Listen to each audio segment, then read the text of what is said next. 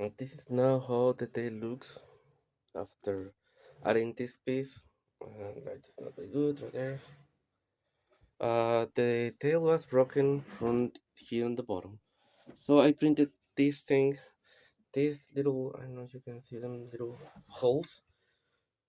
Where were that? Where's, oh, was because I made a hole from behind. You can see them right there. That goes to this plastic. So it holds very, very nice. I bought them this on Amazon. This for the motorcycle. It's still brand new. And I still bolt them to the bracket. And that's it. This little piece of plastic save the whole tail because everything is functional. This is functional. The light also is functional.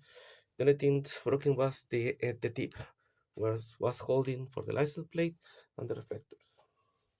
I mean, it looks nice if I allow me to say so.